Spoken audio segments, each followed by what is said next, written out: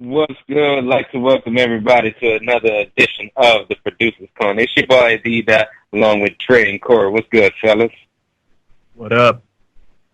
Oh What's good? man, What's not good? much, man. Not much, man. Just being busy in the lab working on some new stuff, man. Other than that, uh, I'm just disgusted by what I seen yesterday by my Raiders. I'm still mad, man. But anyway, Trey, I know your Packers look good, man.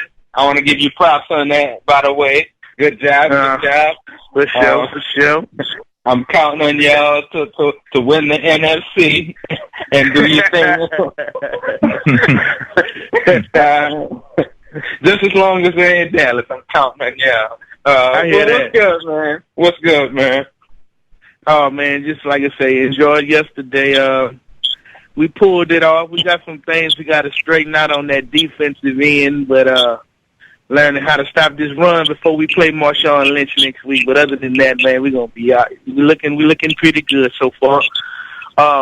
So enjoying the game, man. I had had a little. I wouldn't call it an injury or illness, but had a little what they call conjunctivitis, that pink eye, man, Friday. Oh, yeah. Man, I mean, that thing was killing me bad, so I've been kind of getting that together this weekend, but still got some projects working on for some artists and just staying in the lab. I've been working on this Studio One version 3. Kind of enjoyed, so I might talk about that tonight if we get some time, my experience with that. So other than that, man, like I say, just getting some projects out the way, learning about the Studio One version 3 professional, and just enjoying the music, man. But to start getting into some production here shortly, getting back on the grind with some production, since a lot of the projects are getting finished up, so I have some time to work on some music, man, some tracks and some beats. So that's what I've been doing, man, just enjoying it. Word, man. I definitely feel that eye stuff, man. Same thing hit me earlier this year, man. I know that's not easy, man. I know that's not easy. What you got on deck as far as the topic tonight? Well, like I say, if we get a chance, I'm gonna talk about this Personas Studio One. Okay. All right. Studio One professional. So I've been working with that. Started to have some problems, man, with the new system, the Yosemite, with my Cubase, man. It just started doing a lot of crashing. Like I'll be mixing for a while, and all of a sudden it'll just cut off on me, man. So instead of trying to do too much research, I'm gonna come back to it later. I just started to look at some other stuff, I guess. Kind of try some new stuff, I guess. I've been on Cubase for so long, and started to find out that it wasn't that much different. So I'll talk about Studio One tonight. All right. What's good with you, Corey? Oh, same old, man. You know how I go. Working out. I just finished the workout, man. Today has been a hustle. Just finished my workout, man. Did some Insanity Max 30. So that was good. Feel great. Been lifting, cutting weight. Shout out to Josh, man. He really getting me in shape. I'm losing weight like crazy and maintaining good weight. So I'm super excited about that. As far as clients go, shout out to the homie Ryan Bronson and Kato.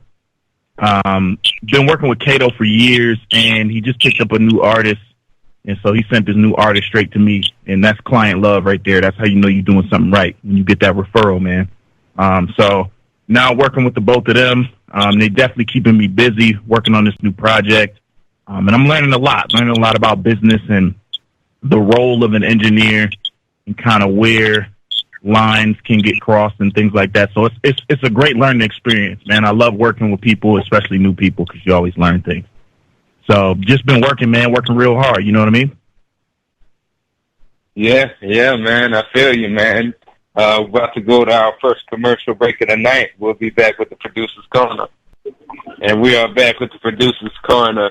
In a couple of minutes, we'll also be joined by B. Mogul stopping by to talk about his new instrumental project, That Sound Familiar, Volume 1. He'll be joining us in about 10 to 15 minutes or so. We're about to get into our first segment of the night. Trey, go ahead and take the floor. Oh, okay. Cool, man. All right. Like I said, I have been having some problems with my Cubase and the Yosemite operating system on Mac. Still haven't figured out why. Maybe it's just because of the version that I had, but I'm going to see shortly. But it led me to trying out a new DAW, which was Studio One Professional, and it was version 3. As I started to work on Studio One, I started to realize that it's not that much different from Cubase, but it's a little bit more much more user-friendly. And even my friends who use Pro Tools was saying a lot of them are using Studio One as well. Some of the things that I like about Studio One, like I said, I haven't figured out everything about it yet, but some of the things, the first thing that I liked about it was the fact that it's very organized when it comes to creating new songs, creating projects, and opening an existing document. On the front page, when it first loads up, and another thing I realized is how fast it loads up. I have a lot of plugins, and it runs through them so quick, and it's ready to go. It has, on the front page, it has at the top, it has like 3 different buttons like Start, Song, and Project. That's very organized, just to run you through it right quick. It has the Start button, of course, to start your project, any projects that you have. Then you can go to Song, and in the Song menu, it has so you can put your song title. It shows you the sample rate, resolution, time base, the tempo. That was real cool to me because everything that I do is tempo based. So at the beginning of the song, if someone already knows the tempo, I can automatically put it in.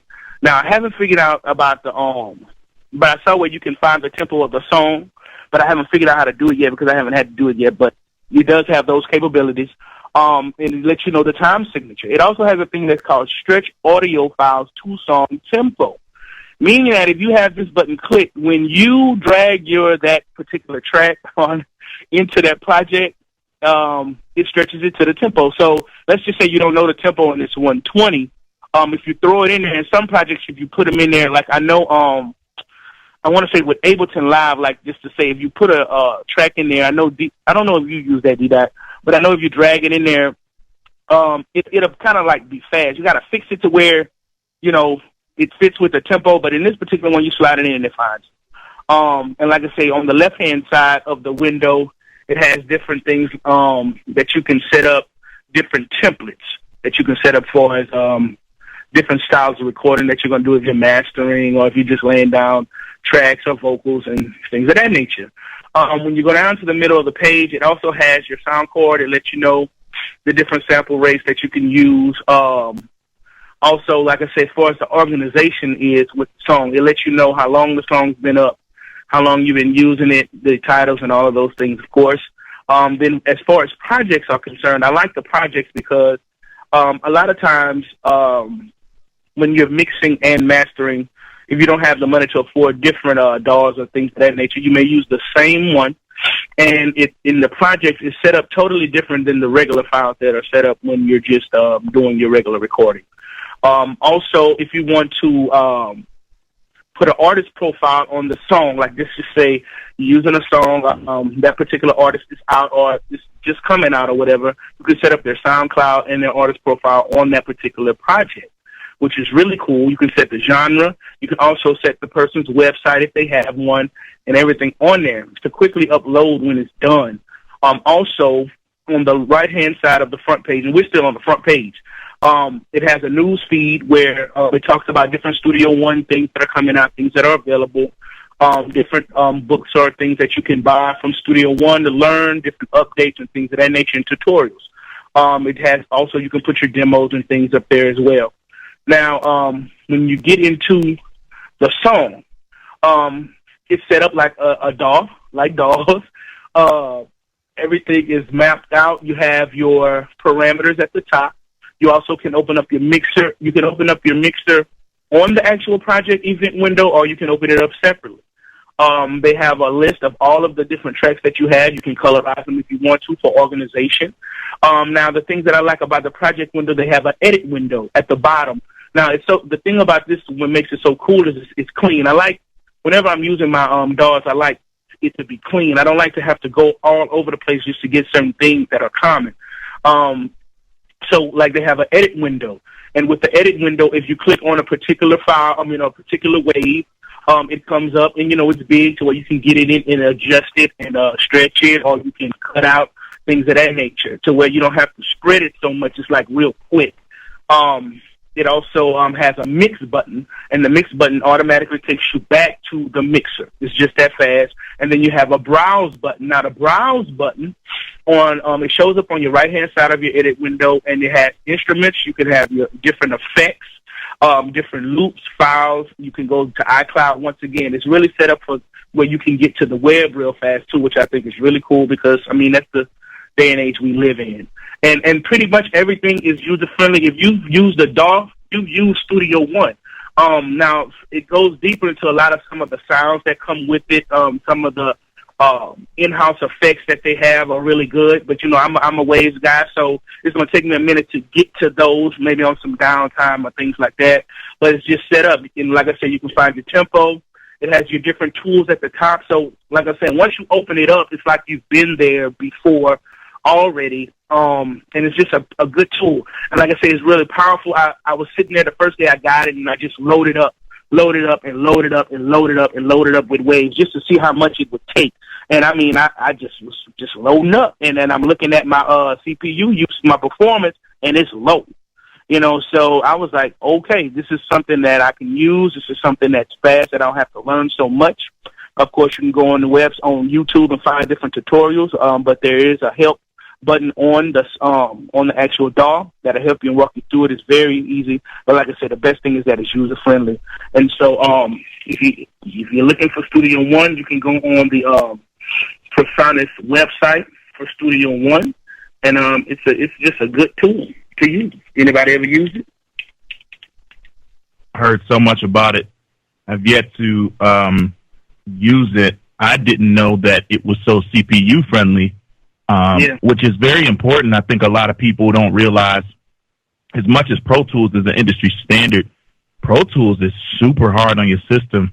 And I think that's why a lot of the hardware that they provide has its own built-in hardware that you can tap, right? So like the 003s and 004s and things of that nature already have built-in processing power, and you process through those units and not through your computer as much, right? So I think that that's dope that they are able to have a team of people who can get that CPU usage down that low to where you can load it up. I don't know if you've tried this test, but another good test is to load it up with reverb units and see how many reverb units you can get in there. That's a good test of your system as well as the DAW. But you'd be surprised, what you can do with a clean DAW. So I haven't used it, but I'm looking at it now. I definitely want to maybe try this at some point in time, especially for beat making. Yes. And it's not expensive at all. You're going to pay about $400 for it. I'm looking at a site right now where it has on Easy Cloud, they have it for $399.95. It's worth it. And like I say, for the DAW usage, it's just working, man. And it's real fast and it's clean. So this thing is an excellent project. I'm enjoying it, and I can't wait to get it to where I mastered it. So I got some days to put in, some months, but it's coming. I like it a lot.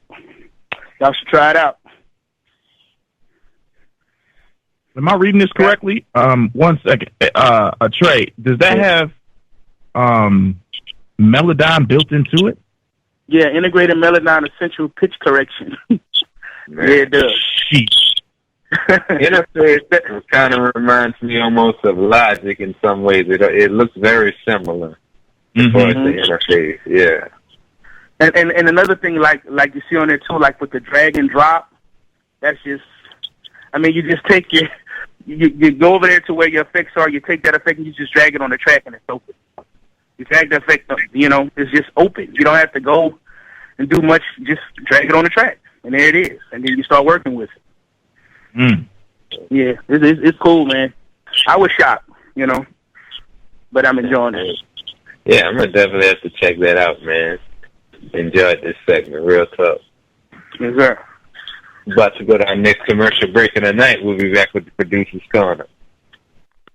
And we are back. I think we had kind of some technical difficulties. Somebody said something about the Cowboys, and, I heard some static right after that. But we're back with the show. Joined by our guest for the evening, Beat Mogul. What's up, my brother? What's going on, brother? Ain't nothing, man. Just doing what I do. Yeah, man. I've been watching, man, and, first and foremost, that beat tape, man, really killing it. That sounds familiar. A lot of jams on there that, we heard back in the 90s. Like, you remade that Get Money joint, what you call it, Still Cutting, I believe. Yeah, I'm still crushing, John. Still crushing, yeah. Was Dear Homies, was basically the joint from Tupac with Dear Mama. Yeah. The bad boy John from what's the boy's name? I see his face, can't even think of his face right now. It's from the bass line. What's that boy's name? He signed a bad boy. He ended up going to prison called Jennifer Lopez and Shine. Yeah, Shine. There you go. Yeah. So what was your whole ideology or concept behind the whole instrumental project? I just wanted to take it back for a minute. You know what I mean? Everything is now is just, basically trap music. You know what I mean? So I just want to, give a history lesson and let them know that, this hip-hop thing has been around for a minute. You know what I mean? Without having the same repetitive sounds, using the same Nexus bells and the same Nexus sound packs and, just something a little different. It started off, at first a little different, and then that's like one or two songs, and it turned to a project. Yeah, man. I mean, you bring up some valid points. It's something we talk about really on this show as a collective, man. There's a lot of trap out there still. There's a lot of people still doing trap beats. I make them every once in a while, very rarely, most of the time when a client's looking for something like that. But we also feel that the music collectively is getting better quality production. You're getting more soulful music. You're getting stuff beyond your usual trap that you hear. People are getting back to really having that signature sound. What's something that you think is really another opportunity for producers in this day and age when it comes to music production? Man, right now, video games, TV, commercials. You can go online. You can find people doing independent films, documentaries. I mean, what it is right now, the production game has changed so much because now everybody has access. You can go online. You can search a torrent. Find a program. Go to get some tutorials on YouTube, and they tell you how to put little melodies together and some 808s, and everybody thinks they're a producer. But the only problem with that is they're not producers. You know what I mean? Because our hustle is everything, even from sound kits to selling. Like this is a boy named Superstar O. What he's done, he has multiple streams of income, and that's what we as producers we got to look at. If you don't have any multiple streams of income, and you just hoping you catch on and get a placement somewhere, man, you ain't making no money or no progress. Yeah, man. I mean, it's some bad info as well. A lot of cats these days, they use their computer for everything but trying to get better at their own craft. And they're sleeping on a lot of these opportunities, making beat after beat, really just collecting dust on their hard drive when, there's you put, the head on the nail right there, talking about video game placements, movie placements, television placements, and just even simple networking, man. You never know what kind of possible, maybe even events that you can find online where you can go network with somebody that could possibly lead into another opportunity, man. So, there's definitely some agreement there. The other thing, and it's kind of ironic that we have you on the show tonight, is we were just talking about Studio One, and I thought I had a conversation with you a while back using Studio One. Is that pretty much all you use right now? That's the only DAW I use, man. I don't use no FL. I don't use no machine. I just use Studio One. I mean, I've been using it since version 1. You know what I mean? And I liked the sound of it back then. And then once they're coming up more updates, it's got better and better and better. I mean, right now I can run that thing blindfolded. You know what I mean? So it's just that the ease of use, the drag and drop, the sound that comes out of it, man, the low end. There's no real serious phasing issues. You know what I'm saying? The stereo feel is good on it. I mean, and it knocks. And yeah, you know. And, go ahead. And plus, it comes with some good plugins. Even though a lot of people don't like to use stock plugins, but the stock plugins in there, I mixed the whole track one time with stock plugins. Yeah, stock plugins, man. Now I'm a big proponent of if you can't even use the stock plugins. A lot of cats go out there and they start buying VSTs and they don't really know how to get those used either. So I mean, the stock plugins, I think they're a lot better than they traditionally were in the past. I always encourage everybody to start there first. We'll pass it off to Trey and get some questions in. Yes, sir. Yo, what's going on, brother? What's going on, fam? Good. Like the work that you're doing. Really like the work. And I like some of the things that you were saying. It made me. You can always tell about a person when you learn more when you listen. And one of the things that you were saying about bringing the music back. Could you elaborate more on that? It's like this. As a producer, you gotta have your signature sound for certain things. You know what I'm saying? So it's like this. When Lex Luger came out, that was his sound, but it was so simple, everybody copied it. So besides artists going to them paying 10, 15 grand, they can get somebody at 99centbeats.com and make the same type of thing. And now look where Lex Luger is right now. It's nothing. Right. You didn't have a major placement since BMF and Hammer. Right. You know what I mean? But then when you hear the production on the Pimp a Butterfly, J. Cole, Logic's album, on the new A$AP Rocky album, and of course on our new Compton album, and all them things I mentioned right there were actually number 1 albums when they came out. That's the funny thing. All that trap music stuff never debuted number 1. Right. You know what I'm saying? So once they made the music back, I mean, do some things with some plush chords. Let's Word. All right. You know what I mean? Let's some real bass lines. Don't make every bass line an 808 bass line. You know what I'm saying? You know what I mean? You know what I'm saying? I want to take it back to when you make real music. You know what I mean? It's like when you even with sampling. You know what I'm saying? The soul samples and that chopping is an art. You know what I mean? People talk bad about it. You know what I'm saying? But chopping is an art. And if you don't know how to do it, you'll mess something up. It'll sound horrible. Word. You know what I mean? So I was guys, and a lot of producers, these young producers, the beat makers today, they don't do no research. They don't learn their history.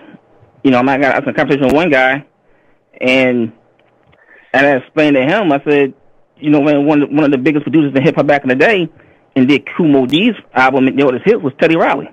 He was like 18 years old. Word. And then he's like, Teddy Riley. I said, yeah, go see the doctor, and I work and all that kind of stuff. You know what I'm saying? The Wild Wild West. All that stuff is Teddy Riley. Word. Yeah. You know what I mean? And all that they know is, of course, you know, you're going to know Dr. Dre. You're going to know, you know, Primo. You know, you're going to know all those cats. You know what I mean? So it's history, man, and just getting back to making good music. Not just a kick, a snare, some rolling hi-hats, 808, the Nexus piano, and some stabs. That's all. That's all I'm saying. Gotcha. Okay, I got 2 more quick ones for you. I heard you also say that, well, I'll just put it like this. I always say that music, people who normally are successful and actually see money for music, especially nowadays with people doing it independently, or those who were doing it prior to getting the idea that, hey, I can make money off doing this. What got you started, and did you just hop on, or was this something you was doing prior to saying, oh, you know what, I can make money off this? Well, the love of music came to me first. I've been around music my whole life. You know what I mean? I was a kid down in with my father. I mean, he's a bass player, and he used to do session work for Philly International with Huff and Gamble. So I've been around music my whole life. You know what I mean? So I just had the love for it. And then once you realize that, you know, I can make money off my passion and my love for something, that's even better, because I don't feel like I work, because I love what I do. Even though I might be stuck in the studio 18, 19 hours, to me it's not work. You know what I mean? So, Gotcha. you know, that's how it was for me. I mean, I've been doing this for over 20-something years. So, I mean, back when my first machine was an MP62. Okay. And back when you used to record the tape. Right. Yeah, I remember I used to be around that. Yes, sir. All right, I got one more. I would like to, this is something new I'm going to start asking everybody, and I guess you're the first one. If you're on vacation, you're going on vacation, let's say you're driving, you're taking a road trip. What is in your tape deck? What song, what type of music are you listening to on your road trip? Believe it or not, man, classic R&B, real R&B. You know, like the Shy Lights, Blue Magic. You know what I mean? I gotta have some straight ahead jazz. On Cold Train to Low This Monk. You know what I mean? So I'm basically an old school dude, and plus, you know, I gotta have some old school hip hop. I mean, the new stuff is cool, but if I'm on a road trip, that's what I gotta have. Gotcha. All right, I like to hear that, because it lets me know, especially as producers, you know, kind of like, you know, what you're listening to and how broad it is, you know. So that's what's up. All right, man. Well, if we get another chance, I'll come back and I'm going to pass it on the core. Yes, sir. Yo, what's going on, my man? What's good, brother? Nothing much, man. Kicking a lot of knowledge, man. You kicking a lot of knowledge. I want to circle back to the comment you made about trap music, because I do share those same feelings about the trap era and the ease in which it is to get into trap music and oversimplicity, things of that nature. My question to you is, as a producer, how do you prosper in an era where you don't like the music? Because I feel like we've been stuck in this trap era for a while. I haven't liked it for a while. It was cool for like a year, and then it got old. So how do you prosper as a producer in an era where everyone wants trap music? Believe it or not, as you really have to network, but you got to do target networking. Which I mean, like I put up. Say I'm going to fit up, put an ad out, and I make the ad, you know, get the beats where it is, and I put down that little tagline: "Are you tired of trap beats?" And that's not saying that, you know, screw the trap beat producers. I'm just trying to get the clientele who want real, you know, don't want trap beats. And what it is, you know what I'm saying? When you get those kind of people, they're going to share the people. The musical people have like minds together. You know what I'm saying? So the MCs that they're around, or people they're around, you tend to like the same kind of music. So what I did was I just built my mailing list and my network and my friends on social media around people who generally don't record the trap music. I mean, and that's one of the things that I see a lot of producers fail at. They think they got to lower their prices, or they got to do, you know, 5 beats for $10 and all this kind of stuff, and they really don't. But they got to put the work. Like I said, I keep telling people, say hard work with little talent will always win out against people with just straight talent. You know what I'm saying? So, right. If you really want to, you know, prosper, you got to look for it. You know what I mean? It's there. I mean, there's, you know, you got fast food joints all over the place, but you still got restaurants and stuff that prosper for people who want to sit down and have meals. Mm-hmm. You know what I mean? Okay. Yeah, most definitely. I think that's what some people tend to forget, and I hear that a lot, is that, you know, they got the talent. I know how to make the beats. I don't know how to move the beats, and moving the beats is the important part. So definitely, man, hard work and consistency. I think that's all tied into it.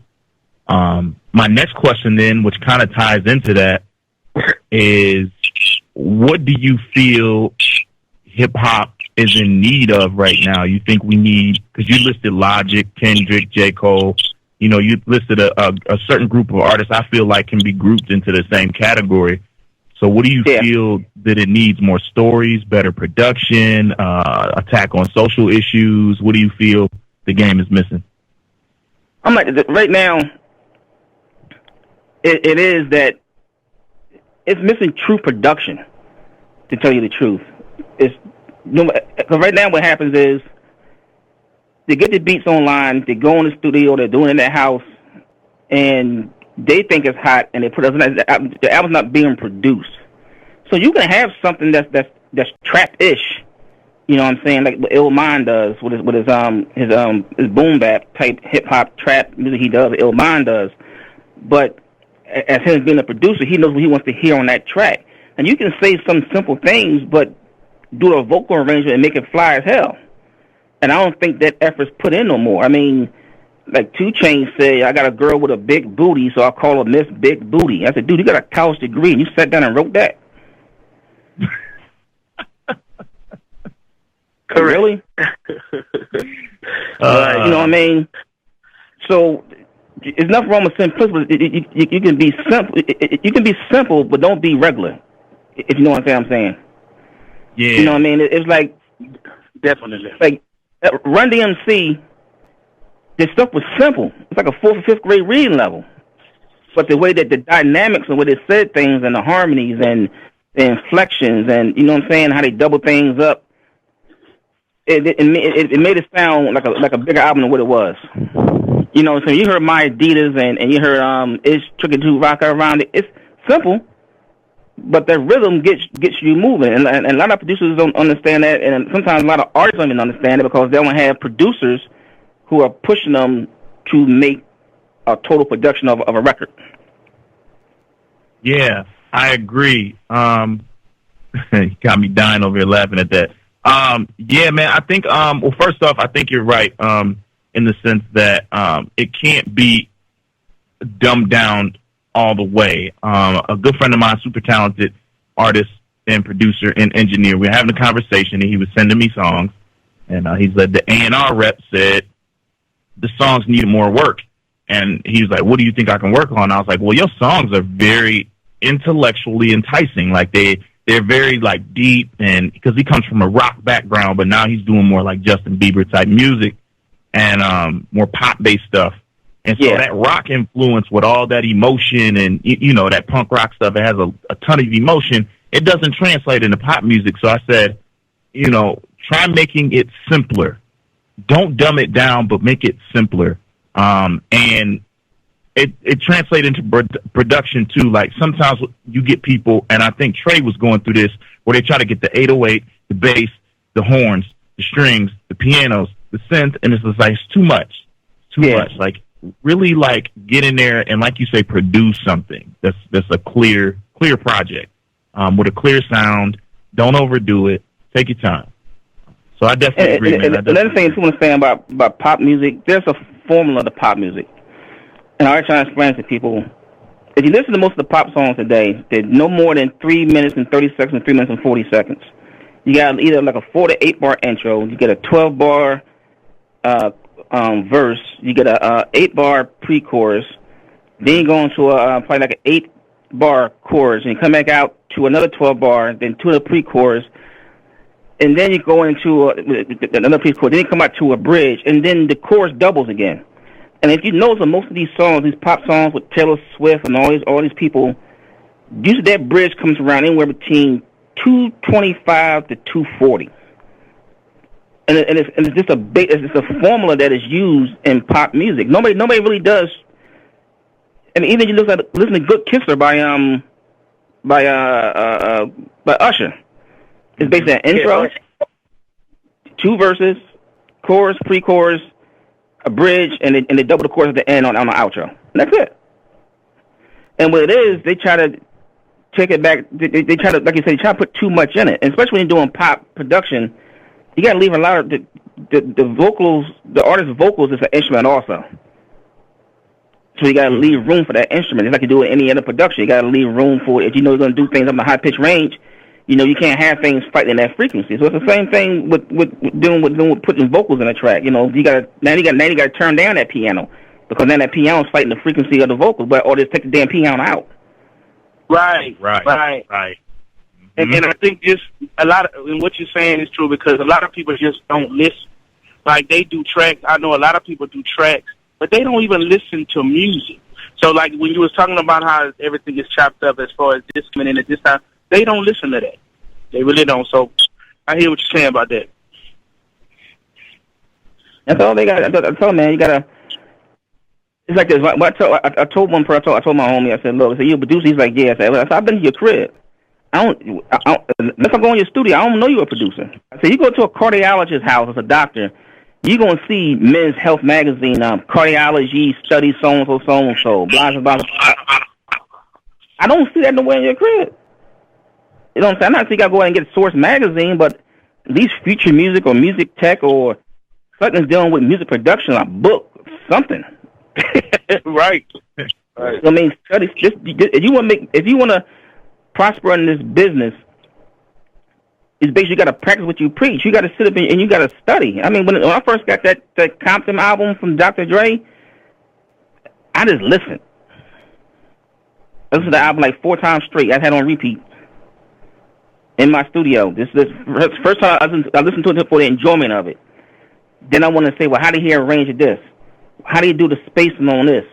You know what I mean? Like, where's that actually? What's moving the track? You know what I'm saying? You know what I'm saying? Where's the push and the pull? You know what I'm saying? In the track, what's giving it that bounce?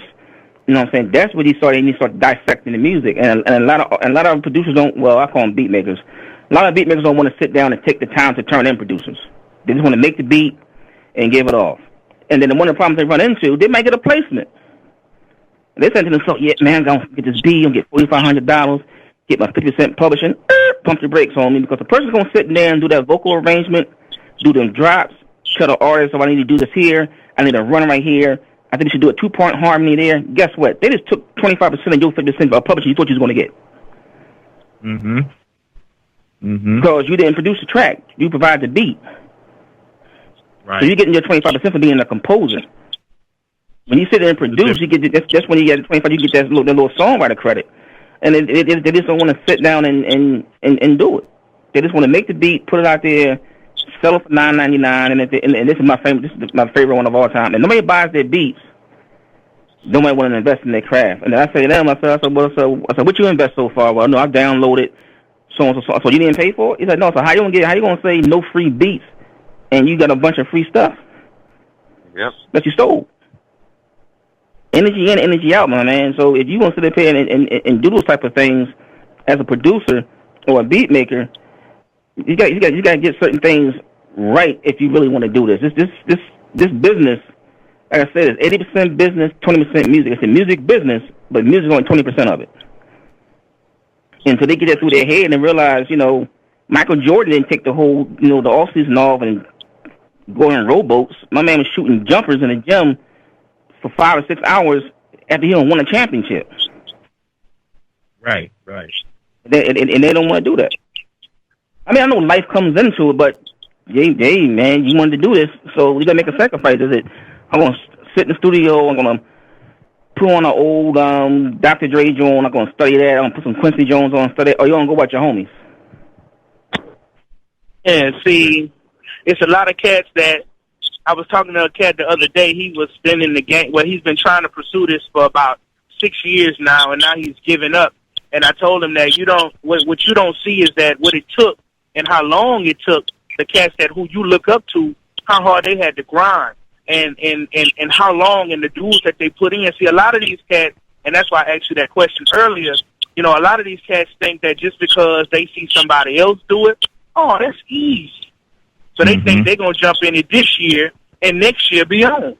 And it's very rare that'll happen to it. But you got your persons that every now and then, what they call exceptions to the rule. But that's rare. You got to put it first. So, yeah, brother, what you're saying, you're knocking it down tonight for real, bro. For real. Yeah, man. Definitely appreciate you busting some knowledge on these cats, man. Definitely. D-Dot, man, I'm going to kick it back to you, man. Yeah, so what kind of shout-outs, man, you got before, the end of the show? No, man, my shout-out is going to be, man, to you, D-Dot, you know what I mean? You've been rocking for a minute. You know what I mean? You just, my company, you know what I'm saying, beatmogul.com. My homies I do a lot of marketing work with, the GTS movement. You know what I mean?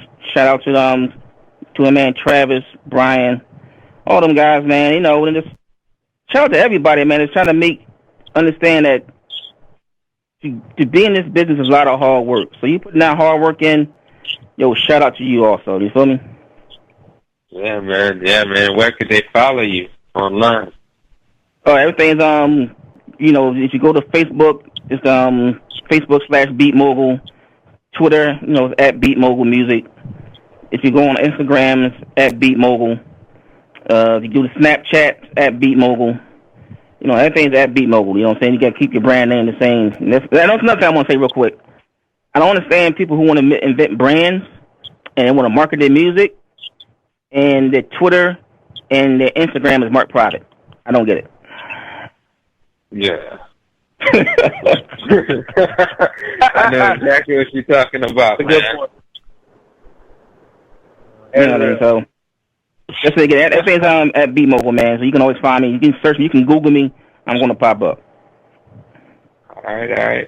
Hey, man, well, it's definitely, a pleasure to have you on the show. Been yes, bumping sir. the project. Oh, yeah, plug the project one more time, man. Oh, the project is, That Sounds Familiar, Volume 1. You know, some great, 90s, early 2000 R&B samples. I mean, hip-hop samples that we all know, but, I put my little twist on it and threw it back out there. You know what I'm saying? It's, man, I ain't charging an arm and leg for it. It's $11 for it, man. Pick it up, bust it out. Or the lease information is for unlimited lease.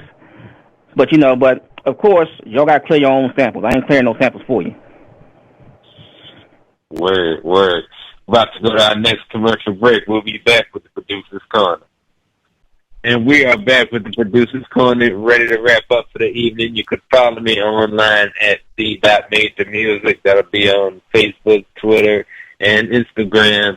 Also, just got a Snapchat account, same handle on there, the.majormusic. If you're looking for production, visit majormusicent.com. Or if you need custom beats, me and the Synthesized Minds team, we also do custom work. Hit me up directly at either 972-591-1049 or majormusicent@gmail.com. Otherwise, we do have instrumentals on the website. You can get it non-exclusive rights or exclusive rights too. And we, again, do custom beats, so contact us directly for those inquiries. I appreciate everybody that's tuned in. Beat Mogul, Trey, Corey. Just been a really good show. Corey, go ahead, kick your shout out. Yo, definitely a great show. Hope you guys were taking notes as always. Want to give a quick shout out to the homie Kato. Shout out to the homie Ryan Bronson once again. Those guys are putting in work. Love to see artists who put in work and do their thing. If you guys are looking for beats, mixing, mastering, audio restoration, audio editing, hit me up, coolnerdproductions.com. That's cool with a K. You can also follow me on Instagram and Twitter, KOOL_NERD. Just hit me up. Go ahead, Trey. Yo, it's your boy Trey, Nuance World Productions. Same old, man. You're looking for beats, any type of music done. I've been practicing my guitar, so I'm even getting good on that. So later on, I'm gonna be offering that to you as well. But if you're looking for beats, mastering, man, mixing, vocals, just hit me up, man. Hit me up at KNUANCE@yahoo.com. You can follow us on Twitter at Nuance World LLC, or you can be our friend on Facebook at Nuance World Space PROD. Shoot it back to D-Dot. This concludes another edition of the Producer's Corner. Join the same time, same place, IcebreakerRadio.com, and we are out. Yeah.